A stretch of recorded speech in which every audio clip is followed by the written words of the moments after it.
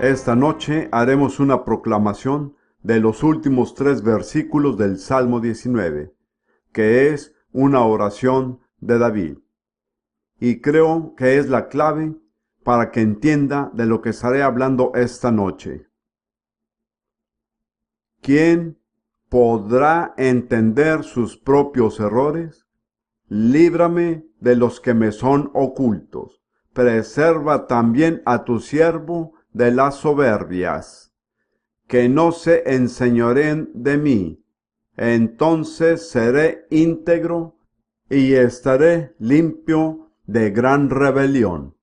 Sean gratos los dichos de mi boca y la meditación de mi corazón delante de ti, oh Jehová, roca mía y redentor mío. Ahora, usted puede sacar más provecho de este mensaje si repite estas palabras después de mí como una oración personal, no como un intento de recitación, pero dígala sinceramente como una oración. Las vamos a decir frase por frase, no trate de decirlas junto con nosotros, sino después. ¿Quién podrá entender sus propios errores? Líbrame de los que me son ocultos. Preserva también a tu siervo de las soberbias.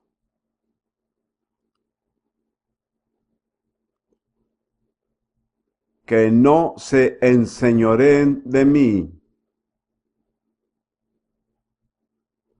Entonces seré íntegro y estaré limpio de gran rebelión. Sean gratos los dichos de mi boca y la meditación de mi corazón delante de ti, oh Jehová, roca mía y redentor mío. Amén. Ahora, el tema que hemos creído que Dios nos ha dado para estas reuniones, junto con el hermano Don y su equipo, Rudy, yo y los demás, es de alguna manera para romper y abrir un camino de avivamiento en Gran Bretaña. Prediqué 2 mensajes que están dirigidos a esto, al establecimiento de las prioridades de la vida cristiana. La primera de ellas, ¿cuál es la primera prioridad? El amor, así es. La Biblia dice que el amor debe ser su objetivo, después buscar los dones espirituales y otras cosas. Y la Biblia también dice que el objetivo de este mandamiento es el amor. Y si nos apartamos de esto sería hablar sin sentido y discusión infructuosa. De esta manera, anoche traté de describir brevemente el tipo de amor del que Dios habla, la clase de amor que Jesús demanda. Hubo una respuesta maravillosa anoche. Yo creo que Dios comunicó a muchas personas algo de lo que realmente significa amar a Jesús. Esta noche, mañana por la noche y la siguiente, con la ayuda de Dios, trataré con lo que considero los 3 principales obstáculos para un avivamiento. El primero con el cual trataré esta noche, y se puede resumir en una sola palabra que no es popular y muy corta, es el orgullo. Creo que sin duda alguna el orgullo es la raíz del problema de la iglesia en Gran Bretaña actualmente. Y no solo en Gran Bretaña, pero vamos a hablar de Gran Bretaña porque aquí estamos. Déjeme decirle que en caso de que no lo sepa, nadie es más británico que yo, en todos los sentidos. Estoy hablando de mi propia gente y estoy hablando de mi país a quien quiero. Quiero ir en primer lugar a Segunda de Crónicas, capítulo 7, versículo 14. Estas son palabras conocidas, que es una promesa de Dios, y creo que es una promesa de avivamiento. He predicado sobre estas palabras durante al menos 30 años. Pero hasta hace muy poco tiempo Dios me mostró algo en ellas que nunca había visto antes. Permítame leer estas palabras. Dios está hablando. Si se humilla mi pueblo, sobre el cual mi nombre es invocado. Ahora bien, si usted es un cristiano, es llamado así por el nombre de Cristo. Usted lleva ese nombre, por lo cual estas palabras se aplican a usted y a mí. Si se humilla mi pueblo, sobre el cual mi nombre es invocado, y lloran y buscan mi rostro y se convierten de sus malos caminos, entonces yo iré desde los cielos, perdonaré sus pecados y sanaré su tierra. He señalado muchas veces que hay 7 secciones, 4 condiciones que tenemos que cumplir y 3 promesas que Dios hace si cumplimos estas condiciones.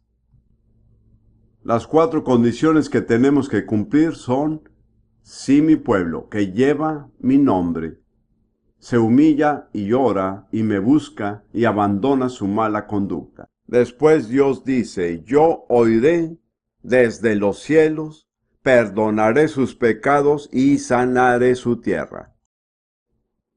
Como le digo, he predicado sobre este texto en muchos países diferentes. De hecho, he escrito un libro que se basa en el texto llamado Moldeando la Historia, a través de la oración y el ayuno. Sin embargo, solo recientemente, después de todos estos años, Dios me mostró algo que me impactó y me sorprendió. Él dijo, como yo lo entendí: en esta generación, mi pueblo, que lleva mi nombre, nunca ha cumplido la primera condición. Sin la primera condición, todas las demás promesas están vacías. La primera condición es: si mi pueblo se humilla.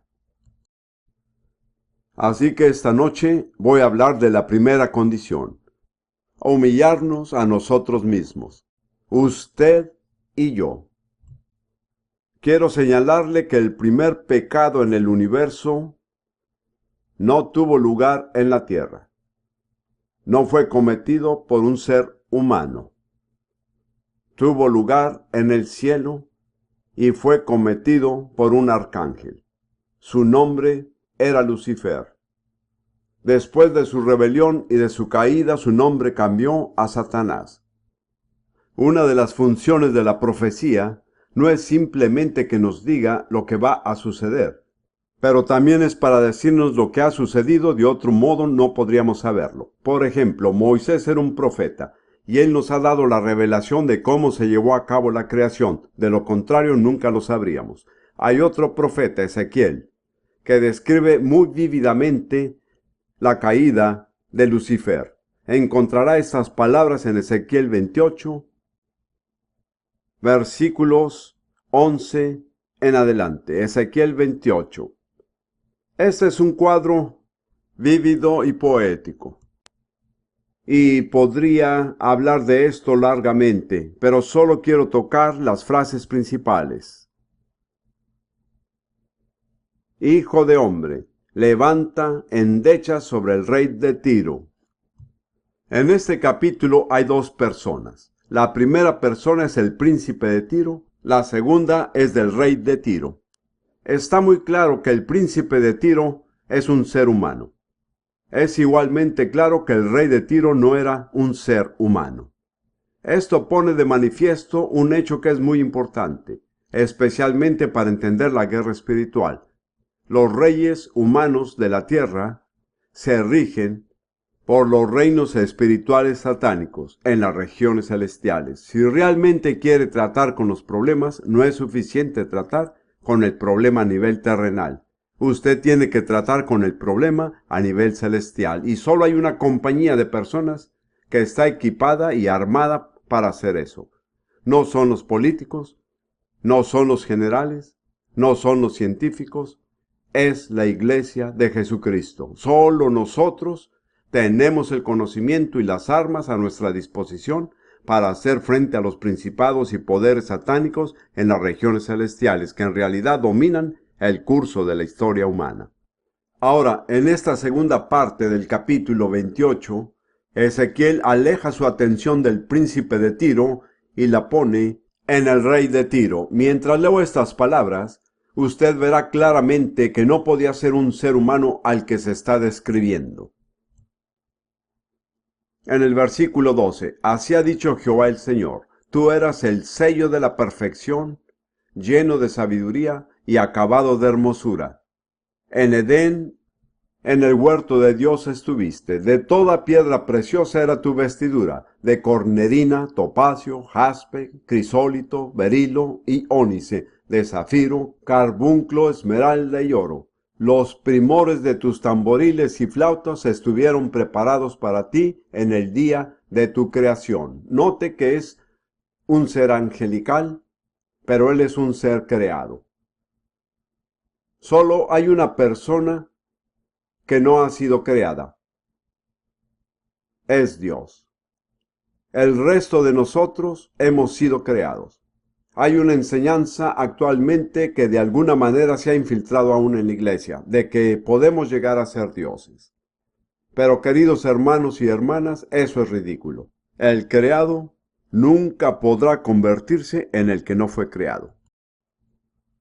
Luego continúa, tú querubín grande, protector, yo te puse en el santo monte de Dios. Allí estuviste, está hablando Dios.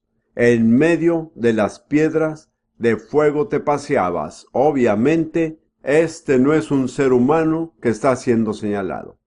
Perfecto eras en todos tus caminos desde el día que fuiste creado, hasta que se halló en ti maldad, oh rebelión, fue encontrada en ti. Ahora vayamos más adelante al versículo 17.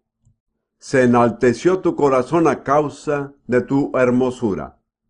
Corrompiste tu sabiduría a causa de tu esplendor. Yo te arrojaré por tierra, delante de los reyes te pondré para que miren en ti. ¿Cuál fue la razón de la caída de Lucifer? ¿Cuál fue su pecado? El orgullo, así es. Y el orgullo, hermanos y hermanas, es el pecado original. Usamos la palabra pecado original teológicamente hablando acerca del pecado que ha sido heredado de Adán. Pero en realidad ese no es el uso correcto. El pecado original es el orgullo. Y en mi opinión el orgullo es la raíz de todos los demás pecados. La táctica principal de Satanás contra nosotros es inducir en nosotros una condición de orgullo. Escuché una vez a un compañero predicador decir, un hermano de la India dijo, el orgullo es el único pecado del cual Satanás nunca lo hará sentirse culpable. Así que esta noche vamos a tratar con el orgullo. ¿Cómo podemos manejar el problema del orgullo? La respuesta se encuentra en Primera de Pedro, capítulo 5, versículo 5.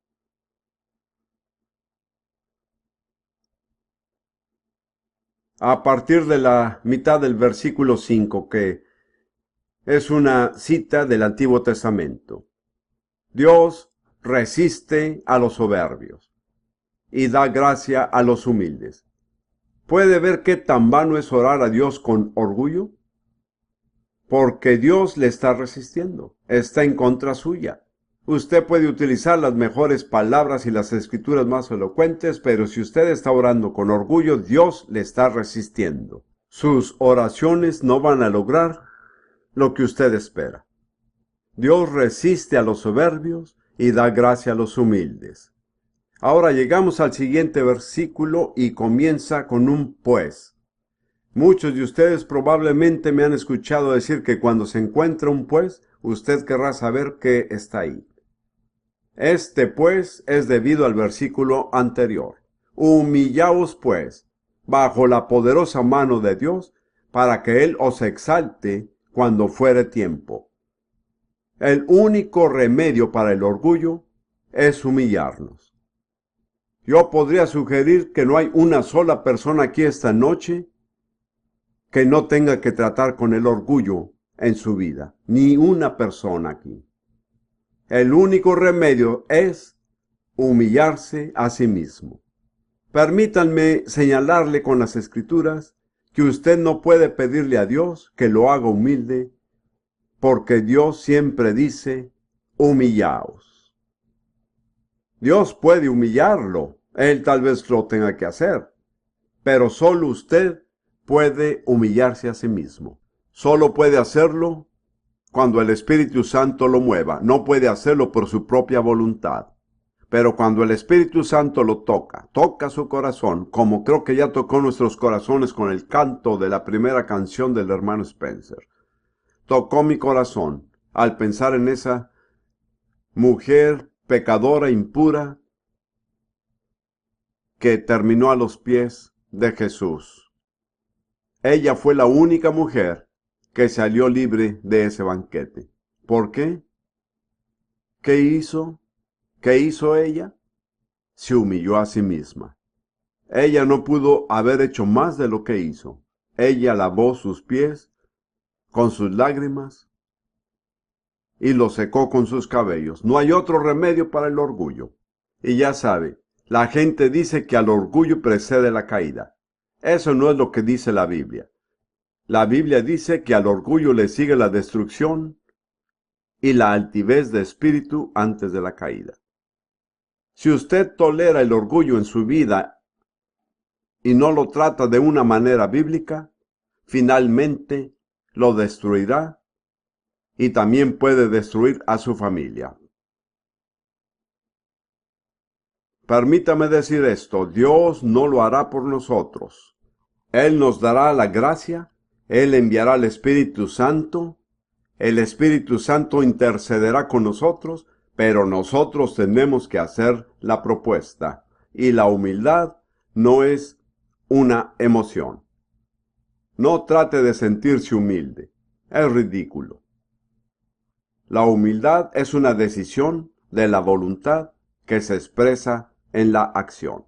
Como cuestión de hecho, el mismo pasaje que es el tema de esta canción, en Lucas 14, Jesús dio algunos ejemplos de la verdadera humildad. Lucas capítulo 14, comenzando en el versículo 7. Estaba en un banquete dado por un fariseo, un gobernador religioso, y dice, observando cómo escogían los primeros asientos a la mesa, refirió a los convidados una parábola. Todo el mundo se fue para tomar el mejor asiento. Supongamos que hay un banquete como el de hombres de negocios del Evangelio completo y algunas personas celebran de vez en cuando.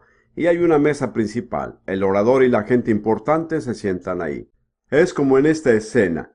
Todo el mundo entra y se dirige directamente a la mesa principal porque ahí es donde quieren sentarse. Y Jesús dijo, no lo hagas. No te sientes en el primer lugar. No sea que otro más distinguido que tú esté convidado por él, y viniendo el que te convidó a ti y a él, te diga, da lugar a éste, y entonces comiences con vergüenza a ocupar el último lugar. Jesús es muy práctico. Él dijo que se principia tomando el lugar más bajo, porque entonces no se puede caer más bajo. No sé si usted conoce el pequeño poema de John Bunyan que me atrae tanto. El poema dice, el que está abajo no necesita temer ninguna caída. El que es humilde no tiene orgullo. El que es humilde siempre tendrá a Dios como su guía. ¿Sabe cuál es un lugar seguro para estar? Es con su cara ante Dios. Antes de que Ruth y yo llegáramos a esta reunión aquí esta noche es donde estábamos, con la cara ante Dios, porque sé lo peligroso que es predicar sobre este tema a menos que haya cumplido las condiciones. En términos generales, y esto no siempre es cierto, esto no es un patrón que todo el mundo tiene que seguir. Cuando Ruth y yo somos invitados a cualquier predicación asignada, en algún momento antes de la predicación estaremos con nuestras caras en el suelo ante Dios, recordándonos y diciéndole a Él que no tenemos nada que dar, excepto lo que Él nos dé. Le dije a Dios aquí esta noche, incluso en la reunión, le dije, Señor, no tengo nada que dar a estas personas, excepto lo que viene de tu corazón a través de mi corazón para ellos. Jesús continúa en el versículo 10, mas cuando fueres convidado, ve y siéntate en el último lugar, para que cuando venga el que te convidó te diga, amigo, sube más arriba. Entonces tendrás gloria delante de los que se sientan contigo a la mesa. ¿Ve qué simple y práctico es Jesús? La humildad no es una emoción, no es una cosa espiritual, es una decisión. Y se expresa en la forma en que usted actúa. ¿Usted tomará el mejor lugar o tomará el lugar más bajo?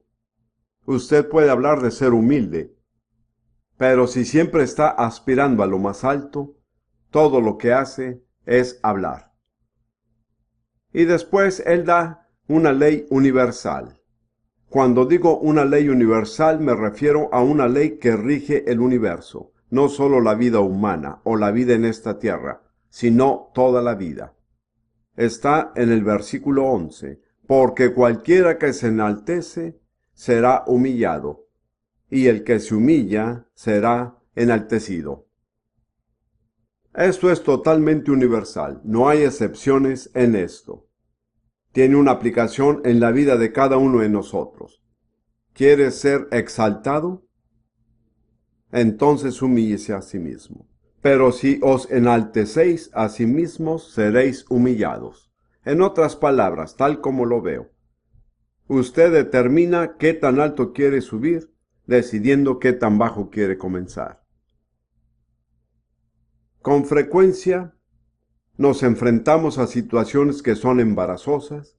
Las personas pueden humillarnos, pueden insultarnos, tal vez nos traten con desprecio o nos rechacen. Hermanos y hermanas, cuando esto sucede, regocíjese, porque se le ha dado una maravillosa oportunidad para humillarse a sí mismo. Y recuerde, mientras más bajo llegue, más alto terminará. Esto no es un accidente, no es un experimento, es una ley que gobierna al universo entero. Eso está maravillosamente ilustrado en la vida de Jesús en Filipenses capítulo 2. Tenemos este increíble contraste entre Lucifer y Jesús. Lucifer estaba justo en el nivel del trono de Dios, pero él buscó el lugar más alto y cayó. Jesús, por su naturaleza divina, tenía igualdad con Dios, pero él se humilló al lugar más bajo, y por lo cual Dios lo ha exaltado hasta los lugares más altos. Quiero que note el pues. Permítame leerlo. Es un hecho notable, ya que esta carta fue escrita por Pablo en la prisión. ¿Quién sabe qué materiales de escritura tenía? Probablemente no tenía un escritorio, pero la construcción de la carta es absolutamente perfecta. Mientras más la analiza, más perfecta es. Describiendo aquí la humildad de Jesús y luego su exaltación, Pablo describe 7 pasos que él tomó hacia abajo y 7 pasos de que Dios lo levantó. Si usted tiene esta escritura, sígala con sus ojos. Filipenses capítulo 2, comenzando en el versículo 5. Haya pues en vosotros este sentir que hubo también en Cristo Jesús. En otras palabras, aprenda a pensar de las cosas de la manera en que Jesús pensó. Siguiendo adelante dice, el cual siendo en forma de Dios, no estimó el ser igual a Dios como cosa a que aferrarse. Otra versión dice, no estimó el ser igual a Dios como una cosa que tenía que arrebatar, porque él la tenía por derecho divino. Él no tuvo que tomarla, era suya. ¿Ve la diferencia? Lucifer se estiró, agarró y se cayó. Jesús bajó y Dios lo levantó. Veamos los 7 pasos hacia abajo. El versículo 7 dice en esta versión, sino que se despojó a sí mismo. El griego dice que se despojó. Charles Wesley dice en uno de sus himnos, se despojó de todo excepto del amor. Así que este es el paso número 1, él se despojó. Paso número 2, tomó la forma de un siervo. Pero podría haber sido un siervo y ser un ángel. Paso número 3, él vino a semejanza de los hombres, él descendió hasta el nivel de la humanidad. Pero no descendió hasta el nivel de la perfección adámica. Él descendió al nivel de los hombres y las mujeres de su época. El paso número 4 dice, y estando en la condición de hombre. Cuando la gente de su época lo miró, no había nada en su apariencia exterior que indicara su naturaleza divina. Paso número 5. Se humilló a sí mismo. Él era un hombre humilde. Él no era un príncipe. Él no era un sacerdote. Era un carpintero. No es un reproche ser un carpintero, pero no es el más alto nivel de la sociedad. Paso número 6. Se hizo obediente hasta el punto de la muerte. Él vivió como un hombre, murió como un hombre. Y el paso número 7, el último paso hacia abajo. La muerte en la cruz. La muerte del criminal. El máximo extremo de vergüenza y agonía. Ese es nuestro modelo. Pablo dice, haya pues en vosotros este sentir que hubo también en Cristo Jesús. Aprenda a pensar en la forma en que Jesús pensó. No se estira hacia arriba, no se aferre. Inclínese. Vea cómo puede llegar más abajo. Veamos ahora los siguientes 7 pasos de la exaltación. Y fíjese en el versículo 9 que la primera palabra es por tanto. Quiero señalar que Jesús no fue exaltado porque era un hijo favorito. Él fue exaltado porque cumplió con las condiciones para ser exaltado. Él es un modelo. Por lo cual Dios también lo exaltó hasta lo sumo. Paso número 1. Paso número 2. Y le dio un nombre que es sobre todo nombre. Paso número 3. Para que en el nombre de Jesús se doble toda rodilla. Paso número 4. De los que están en los cielos. Paso número 5. Y en la tierra. Paso número 6. Y debajo de la tierra. Y paso número 7. Y toda lengua confiese que Jesucristo es el Señor, para gloria de Dios Padre. ¿Puede ver esto? Yo era un experto en lógica. Yo era un analista de las palabras antes de ser predicador. Una de las cosas que me encanta es la estructura perfecta de las Escrituras. 7 pasos hacia abajo y 7 pasos hacia arriba, unidos con la palabra por lo cual. Y ese por lo cual, queridos hermanos, se aplica a la vida de cada uno de nosotros. La medida en que bajamos determinará la medida en que Dios nos levantará. Yo escribí una vez una serie de mensajes que nunca fueron muy populares, pero fueron titulados El camino hacia arriba es bajar. Así es esto. Yo creo que la gente nunca se sintió atraída por esa serie de mensajes, pero es la verdad. El camino hacia arriba es bajar. Y si queremos que Dios escuche nuestras oraciones para un avivamiento aquí, no podemos pasar por alto la primera condición, que es, si mi pueblo se humillare. Sin esto, todo lo demás es vano. Se puede orar tanto como lo desee, puede ayunar, puede clamar a Dios, puede predicar, pero Dios dice que la primera condición es humillarse a sí mismo. Y lo dice en serio. Dios resiste a los soberbios y da gracia a los humildes. Ahora quiero dar a esto una aplicación práctica, muy simple. ¿Cómo podemos humillarnos? Hay muchas respuestas posibles, pero voy a compartir con ustedes una que viene de las Escrituras, pero la aprendí experimentándola de una manera dolorosa. Alguien dijo que la escuela de la experiencia es la mejor escuela del mundo, pero también es la más cara. A finales de 1990 y en 1991, Ruth y yo tomamos un sabático de 6 meses para alejarnos de todo, para buscar a Dios y, como habíamos pensado, relajarnos y descansar. Fuimos a una hermosa parte del mundo, Hawái. Tuvimos un condominio con una vista directa sobre el Pacífico y pensamos, ahora vamos a tener un tiempo maravilloso para estudiar la Biblia. Y teníamos unos queridos amigos creyentes ahí. Todo va a ser precioso. Tengo que decirle que fue exactamente lo contrario. No creo que alguna vez hayamos pasado 6 meses tan dolorosos en nuestras vidas como estos. Usted pensará que todo salió mal. No. Todo salió a la manera de Dios, no a nuestra manera. Mirando hacia atrás, doy gracias a Dios por esos 6 meses. Un querido amigo nuestro, Lance Lambert, nos dijo, porque durante ese periodo de tiempo me puse muy enfermo, con una enfermedad del corazón que es muy difícil de diagnosticar y sin antibióticos no se puede curar. Se llama SBE, que es una endocarditis bacterial subaguda.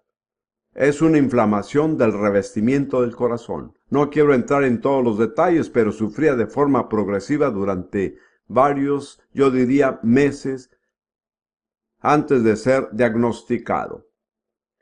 Dios había ordenado que tomáramos ese sabático y el hermano Lance nos dijo, creo que esto salvó su vida, porque si hubiera viajado alrededor del mundo como lo hace normalmente y no hubiera tenido tiempo de ir al médico y ser examinado a fondo, se hubiera muerto.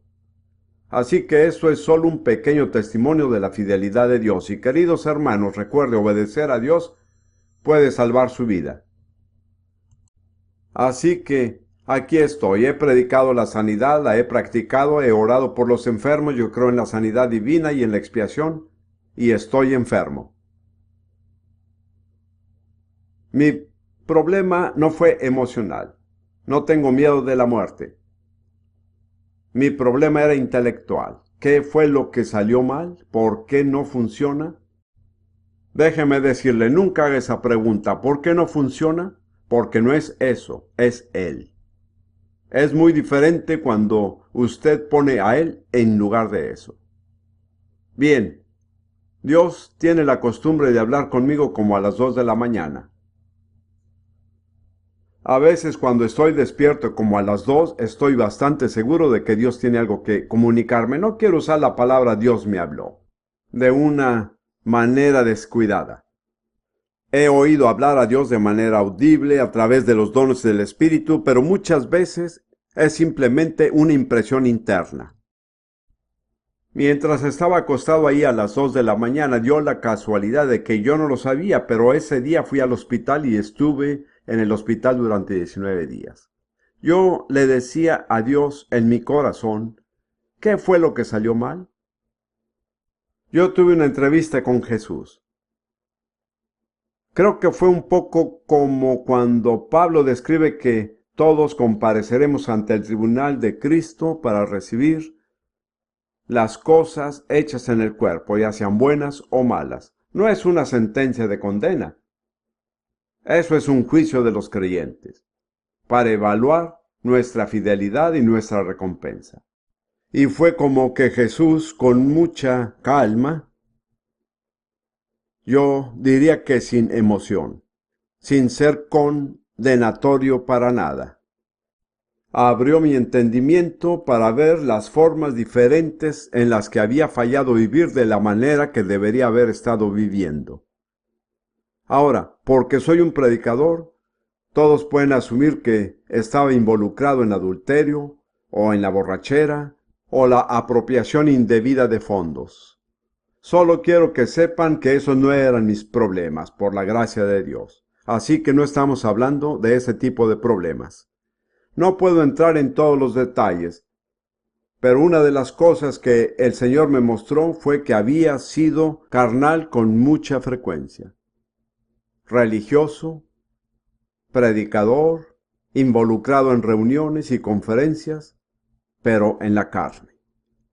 No sé si puedo definir la palabra carnal de una manera que pueda comprenderla, pero creo que la carnalidad es cualquier momento que uno vive como si no hubiera ninguna eternidad. En cualquier momento en que se pierde de vista el hecho de que estamos aquí brevemente por unos pocos años y que la eternidad es nuestro destino, es que está viviendo en la carne. La palabra de Dios dice que el que siembra para la carne, de la carne segará corrupción. ¿Qué es la enfermedad? Es corrupción, así es. Es posible que no lo crea, pero eso despejó mi mente. Pensé que no hay nada malo con Dios, Él no ha fallado. También me mostró que había pecados en mi vida que no había confesado. Algunos de ellos, al menos uno de ellos, tenía por lo menos 40 años. No era un pecado terrible. Fue vergonzoso, no tanto porque era terrible, sino porque fue muy estúpido.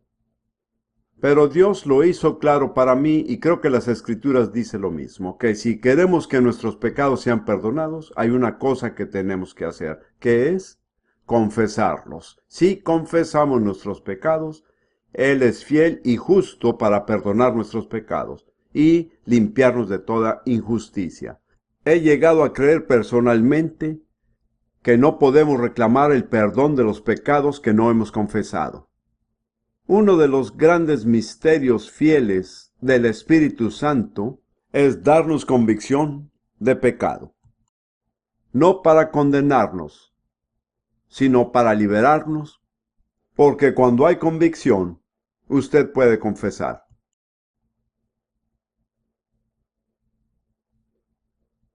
Permítame decirles que estuve en el hospital por 19 días y me trataron amablemente. Creo que algunos predicadores, tal vez yo mismo en el pasado, no hemos hablado muy bien acerca de los médicos, enfermeras y hospitales. Quiero arrepentirme. Doy gracias a Dios por los médicos, las enfermeras y los hospitales. Le diré algo más, y esto no es ser súper espiritual. Doy gracias a Dios por los antibióticos. Yo tomé antibióticos por vía intravenosa durante 6 semanas y en lo natural eso salvó mi vida. Déjeme darle algo más que Dios me dio en conexión a esta experiencia. Es del Salmo 118. A la mitad del Salmo, creo que empieza en el versículo 13. Es una de las escrituras que Ruth y yo hemos memorizado. Se inicia dirigiéndose al diablo, no a Dios. Y dice, me empujaste con violencia para que cayese. Y el diablo, sin duda alguna, hizo eso. Me empujó violentamente para hacerme caer. Pero el siguiente versículo dice, pero me ayudó Jehová. Mi fortaleza y mi cántico es Jehová, y él me ha sido por salvación. Después dice, voz de júbilo y de salvación hay en las tiendas de los justos. La diestra de Jehová hace proezas, la diestra de Jehová es sublime, la diestra de Jehová hace valentías. Ahora escuche, no moriré, sino que viviré, y contaré las obras de Jehová. Y el siguiente versículo dice, me castigó gravemente Jehová, mas no me entregó a la muerte. Y hermanos y hermanas, si Dios no lo entrega a la muerte, no morirá. Pero ciertamente me castigó severamente. Él me trajo cara a cara con las cosas de mi vida y con el carácter y el ministerio que le desagradaban a él. Bendijo a mi ministerio durante muchos años. El hecho de que Dios lo bendice no siempre significa que Él aprueba todo lo que hace. ¿Sabía esto? No estoy seguro que haya muchos de nosotros de quien se diga que Dios aprueba todo lo que hacemos. Si usted es tal persona, bueno, qué bueno tenerlo entre nosotros.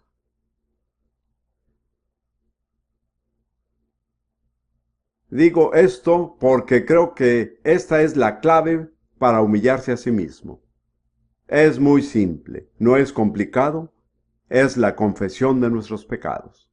Usted no puede mantener su orgullo ante la presencia de un Dios al que usted ha confesado sus humillantes y vergonzosos pecados personales. Y le sugiero que los llame por los nombres correctos. El hermano Don nos estaba diciendo que la gente simplemente no usa la palabra pecado. Se habla de problemas. La sangre de Jesús no nos limpiará de problemas. La sangre de Jesús nos limpia solamente de una cosa, del pecado. Si no confiesa el pecado, Dios no lo va a limpiar.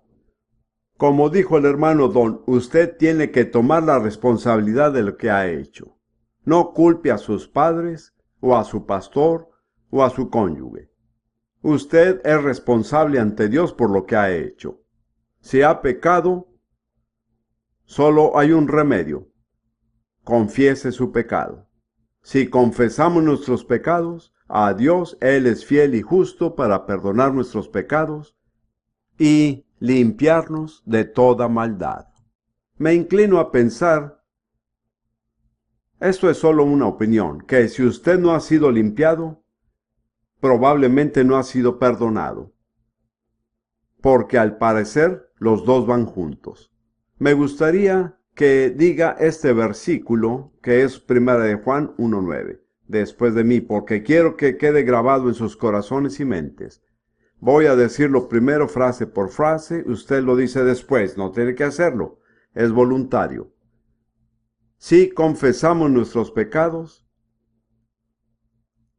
Él es fiel y justo para perdonar nuestros pecados y limpiarnos de toda maldad. ¿Realmente cree esto? Entonces, después de decir esto, es necesario dar gracias. No hay palabras para expresar lo importante que es eso en su vida. Hay un remedio para el pecado. He vivido en lugares y comunidades y entre culturas en donde la gente no sabía que había un remedio para el pecado. Qué privilegiados somos nosotros de que Dios nos ha revelado que hay un remedio para el pecado.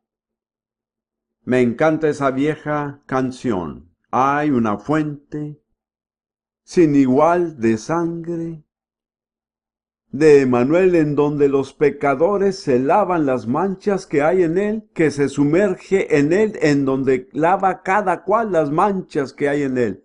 ¿Puede creer esto? Gracias a Dios por la sangre de Jesús. No hay nada que nos va a limpiar, nada que pueda purificar nuestros corazones, pero la preciosa sangre del Cordero de Dios, el Señor Jesucristo, el Hijo de Dios, que se dio a sí mismo en la cruz, pagó el castigo por nuestros pecados, derramó su sangre para poder ser perdonados, para que pudiéramos ser limpiados y para ser justificados. ¿Y sabe lo que significa la palabra justificado? No tengo tiempo para entrar en el tema, pero justificado significa que estoy como si nunca hubiera pecado, porque he sido hecho justo a través de la sangre de Jesús, con su justicia, no la mía, sino la de Él, una justicia que nunca ha conocido el pecado. No puedo tener una conciencia culpable, no tengo pecados que confesar. Eso es justificado. Hermanos y hermanas, la justificación no es una fórmula teológica complicada. Es una realidad gloriosa. Yo le digo a la gente, justificado significa esto. Usted estaba siendo procesado por un crimen y la pena obligatoria era la pena de muerte, y usted sabía que era culpable. Pero cuando el juez volvió a la corte y dio su veredicto, dijo, no es culpable. Su esposa estaba sentada a su lado y se volvió a ella y le dijo, ese fue un veredicto difícil. ¿No fue así? O lanzó sus brazos alrededor de su cuello y le dijo, cariño, soy libre. No creo que los cristianos entiendan lo que significa ser justificados y nunca se han emocionado. No entiendo cómo puede creer que haya sido procesado por un delito por el cual fue culpable y la pena obligatoria era la pena de muerte y fue declarado absuelto y libre. Si esto no le emociona es que nunca lo ha creído realmente. Cuando yo era un niño y creía en la iglesia anglicana, me encantaban las alabanzas de la liturgia anglicana. Pero, ya sabe, los chicos son críticos a la edad de unos 12 años. Me gustaba ver a la gente cuando salían de la iglesia. Y me decía a mí mismo, no creo que realmente crean lo que dijeron. Esas palabras son tan gloriosas. No es ningún pecado emocionarse. De hecho, es casi un pecado no emocionarse. Si yo puedo emocionarme, usted también puede emocionarse. Así que el paso número 1 para humillarse a sí mismo es confesar sus pecados a Dios. David, que era un hombre conforme al corazón de Dios, hizo mucha confesión de pecados. No sé si alguna vez se ha dado cuenta de eso, o de cuántas veces tuvo también problemas con enfermedades. Pero en el Salmo 38,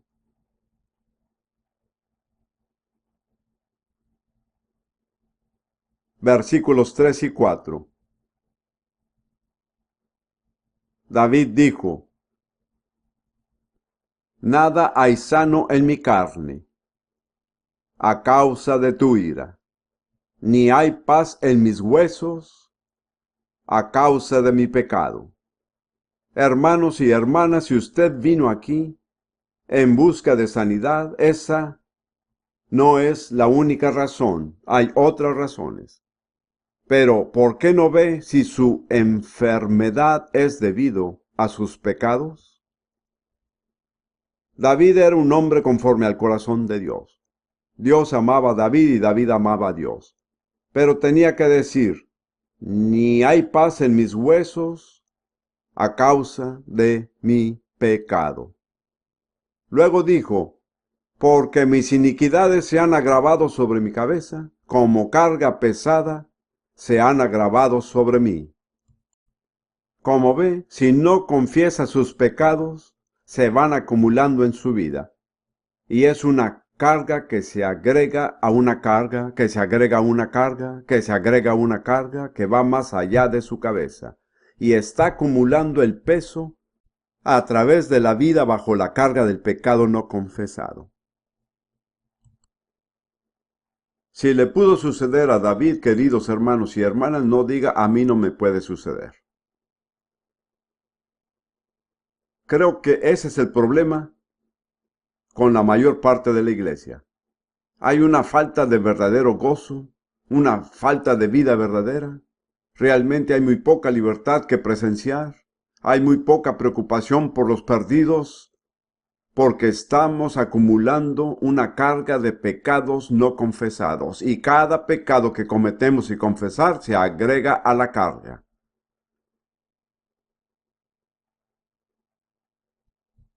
Ahora, el confesar nuestros pecados a Dios es lo que llamo una vertical de autohumillación. Nos humillamos en nuestra relación vertical, pero usted sabe que hay otro tipo de relación que es horizontal. Y muchos de nosotros, especialmente los maridos, hemos sido orgullosos y arrogantes e insensibles en nuestra relación con nuestras esposas. ¿Usted sabe lo que tenemos que hacer? Tenemos que humillarnos. No solo son los maridos, hay algunas esposas que necesitan someterse a un tiempo de autohumillación. Pero es una característica particularmente masculina. Nos resulta muy difícil pedir disculpas a nuestras esposas. ¿Es cierto eso? ¿Cuántos de ustedes han dicho recientemente, lo siento, me enojé? Lo siento, yo fui muy insensible. Lo siento que no consideré tus sentimientos. Lo siento que fui grosero. Lo siento que leí el periódico en el desayuno cuando estabas tratando de hablar conmigo. A decir verdad, he sido un rudo. Hermanos y hermanas, a los hermanos especialmente, si usted dijera eso de una forma sincera, eso cambiaría el ambiente en su hogar de una manera milagrosa. No estoy diciendo que todos ustedes tienen que hacerlo, pero hay muchos de ustedes que necesitan hacerlo. Creo que lo más difícil para un marido es humillarse ante su esposa.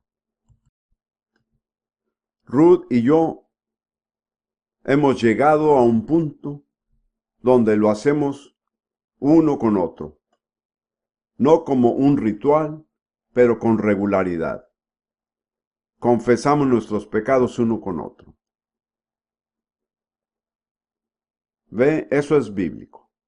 Veamos Santiago capítulo 5, versículo 16.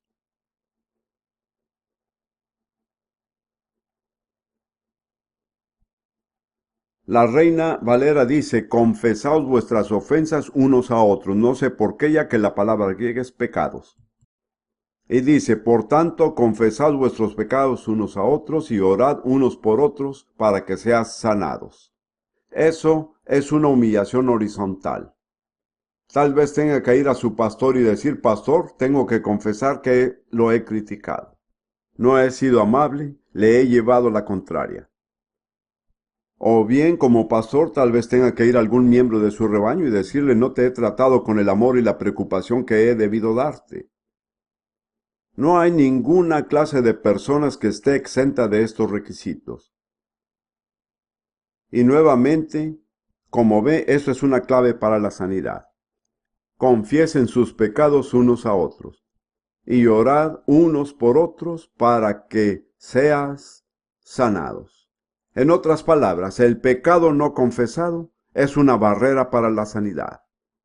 He leído los diarios de John Wesley en la década de los 50 y fui impactado profundamente por ellos. Yo era un pentecostal en aquel tiempo, pensé que los pentecostales lo tenían todo. Pero cuando leí los diarios me dije, él tiene muchas cosas que nosotros no tenemos. Pero en algún lugar de sus diarios él describe el origen de una de las sociedades metodistas más fuertes que se formaron en su tiempo, y creo que fue en Yorkshire. Comenzó con 10 personas que accedieron a reunirse cada semana y confesar sus faltas unos a otros. ¿Cuántas iglesias comienzan de esa manera hoy en día? No se puede construir una iglesia con las relaciones equivocadas. Una iglesia se construye con las relaciones que se hacen. Una casa se construye de las relaciones que se hacen. ¿Cuántos de ustedes, padres, han confesado sus pecados a sus hijos?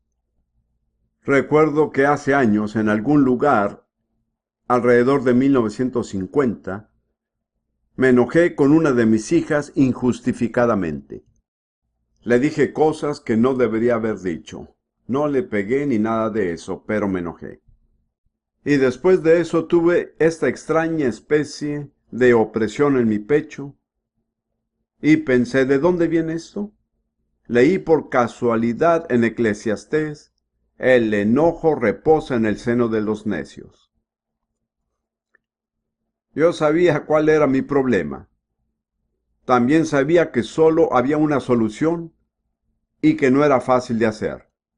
Tenía que ir a mi hija y decirle, lo siento, me enojé contigo. No te debía haber hablado de esa manera. La opresión se fue de mi pecho.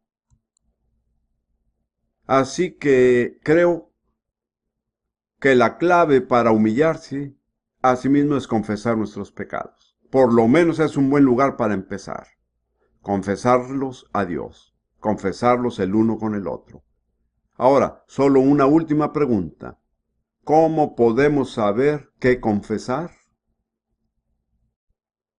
Déjeme darle este consejo. No comience a examinar su propio carácter, porque mientras más profundo vaya, se puede encontrar con lo peor.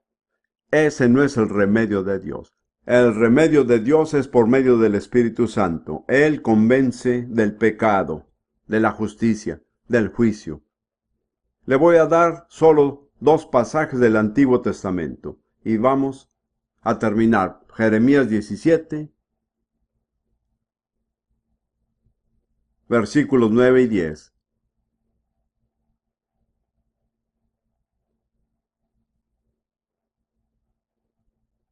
Jeremías 17, 9 y 10. Engañoso es el corazón más que todas las cosas, y perverso. ¿Quién lo conocerá? Esto para mí es muy vívido, y en 1947, asistiendo a la Universidad Hebrea de Jerusalén como estudiante invitado, escuchaba al profesor de lengua hebrea, y él comentó sobre este versículo. Él no era de ninguna manera un creyente, ni como judío, ni de ninguna otra cosa. Dijo que la palabra que se usa aquí, engañosa en hebreo, es Jacob, que es la misma palabra que viene en el nombre de Jacob, Jacob. Esto significa que suplantará. Y luego, por la manera en que está formada la forma femenina, dijo que no es pasivo, sino activo. No es el corazón engañado, pero el corazón es engañoso. Este engaña. Él no tenía pensamientos espirituales en mente, pero me senté y me dije que había aprendido una de las lecciones más valiosas de mi vida. Mi corazón es engañoso. No me dice la verdad. Me engaña. No puedo confiar en mi corazón para decirme su verdadera condición.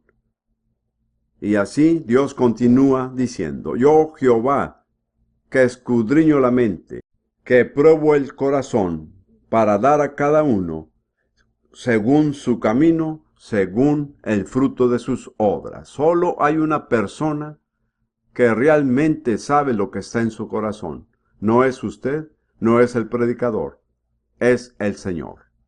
Y si usted le pregunta, Él con mucho cuidado y amablemente comenzará a mostrarle la verdadera condición de su corazón. El gran predicador Charles Finney dijo una vez, estoy convencido de que si un pecador realmente pudiera ver la naturaleza de su propio corazón y lo malvado que es, no podría sobrevivir lo visto. Tenemos un concepto muy tenue de qué tan malvados y engañosos son nuestros propios corazones. El único que nos puede mostrar es el Señor por medio del Espíritu Santo. Pero cuando venga el Espíritu de verdad, Él nos convencerá del pecado, de justicia y de juicio.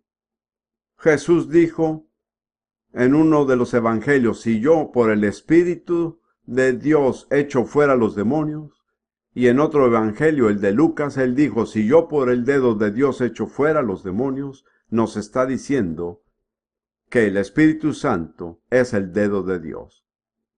Y cuando Dios trata con usted, Él no pone toda su mano ahí y dice: hay un problema ahí, sino que pone su dedo. Ahí es donde está el problema. Él le dirá el nombre. Puede ser un nombre muy incómodo. Así que no confíe en su propio corazón para que le diga la verdad sobre sí mismo. Solo hay uno, y es el Señor. Él actuará con gracia. Él no lo asfixiará con todo a la misma vez, porque no podría soportarlo. Y así llegamos a la oración de David. Si alguna vez hubo un hombre que conocía el perdón de los pecados, fue David. Tenía pecados que perdonarles. Hace años mi primera esposa y yo tuvimos una sirvienta árabe que se convirtió en nuestra sirvienta en Ramalá, en lo que entonces era Palestina. Se fue a Inglaterra con nosotros y vivió en nuestra casa. Nunca aprendió a leer, así que no podía leer la Biblia. Su vida fue, yo diría, algo inconsistente. Hubo momentos en los que ella fue exasperante, otras veces ella fue una maravilla. Pero ella aguantó, y la forma en que aguantó fue la siguiente: cuando Dios la convenció de sus pecados, ella realmente derramó su corazón a Dios. Puedo pensar que algunas de las oraciones las hizo en árabe, Ella sabía cómo humillarse a sí misma. Qué precioso don es saber cómo humillarse ante Dios Todopoderoso. Y David, quiero decir, si piensa en los pecados que cometió y en los pecados que menciona, que no se detallan, realmente es increíble cómo se convirtió y fue el hombre conforme al corazón de Dios. Así que no se desanimen, mis queridos hermanos y hermanas. Si Dios pone su dedo en algunas cosas de su vida, usted todavía puede ser un hombre o una mujer conforme al corazón de Dios, si aprende a humillarse. Quiero leer la oración de David en el Salmo 139. Solo los últimos dos versículos, 23 y 24.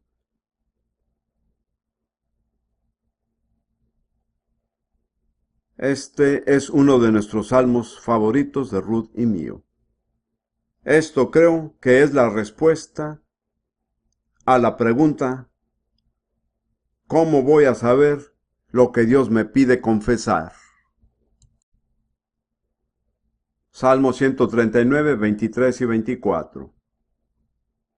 Examíname, oh Dios, y conoce mi corazón. Pruébame y conoce mis pensamientos, oh mis ansiedades y preocupaciones. Y ve si hay en mí camino de perversidad, y guíame en el camino eterno. Ahora quiero desafiarlo. ¿Estaría dispuesto aquí esta noche a hacer esta oración? No haga un compromiso precipitado, porque se metería usted mismo en algo que desearía haber evitado. Como una aplicación de mi mensaje aquí esta noche, quiero cerrar en un momento pidiéndoles que se unan a mí para decir juntos esa oración, si realmente lo quieren hacer. Si no lo dice, no tengo nada en contra de usted. Pero permítame sugerirle que lo que he dicho esta noche es algo que puede ser tratado con lo que llaman una petición o un llamado al altar. Creo que exige que aquellos de ustedes que reciben lo que he dicho vayan a Dios y pasen tiempo en la presencia de Dios. Abra su corazón a Dios y diga: Dios, muéstrame las cosas que no te agradan. Muéstrame cómo he ofendido a otras personas. Tal vez cómo he hecho daño a mi propia familia. Señor, trata conmigo con gracia, no me lleves demasiado rápido. Tengo muchas ganas de sacar el pecado de mi vida. Realmente deseo humillarme a mí mismo. Quiero sugerirle que cuando vayan a sus lugares esta noche traten de practicar esto. Algunos de ustedes, si se sienten guiados. Me pregunto si hay un lugar aquí esta noche que pudiera ser como la Sociedad Metodista, que se reúnan y confiesen sus faltas unos a otros. Creo que encontrará que al final de esta semana las cosas serán muy diferentes. Diferentes en este campamento, diferentes en su vida, diferentes en su unidad. Mire, yo realmente creo que hay una gran nube de pecado no confesado sobre la Iglesia de Jesucristo en Gran Bretaña. No digo esto para condenar a nadie, ya que Dios no está para condenarnos, está para perdonarnos y liberarnos. Pero no será un trato rápido de 5 minutos a donde se llega al altar y se arrodilla. Puede ser un proceso. Pero si ese proceso lo inicia aquí esta noche en su vida, cuando llegue el tiempo del próximo campamento aquí, el año que viene usted podrá ser una persona totalmente diferente. Puede que sea yo. No voy a estar aquí el próximo año, quizá después del año siguiente. He sido invitado nuevamente para los años siguientes. Tendré 80 años. y siento que el Señor quiere que celebre mis 80 años aquí.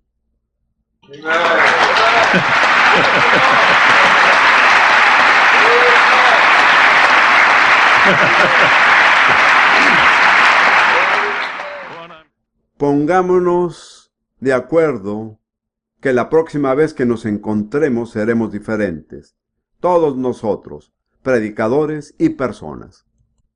Ahora, usted ha estado sentado por mucho tiempo, póngase de pie, por favor, y diga esta oración, no conmigo, pero después de mí. Si quiere saber dónde se encuentra, está en los 2 últimos versículos del Salmo 139. Usted no ore al predicador, ore al Dios Todopoderoso. Tiene que estar preparado para asumir las consecuencias. Si usted dice, examíname, oh Dios, Él va a examinar. Bien, voy a leer estas palabras y las dice después de mí si realmente siente decirlas. No las diga si realmente no siente decirlas, porque a Dios no le gusta eso. Examíname, oh Dios, y conoce mi corazón. Pruébame y conoce mis pensamientos. Y ve si hay en mí camino de perversidad. Y guíame en el camino eterno. Por causa de Jesús. Amén.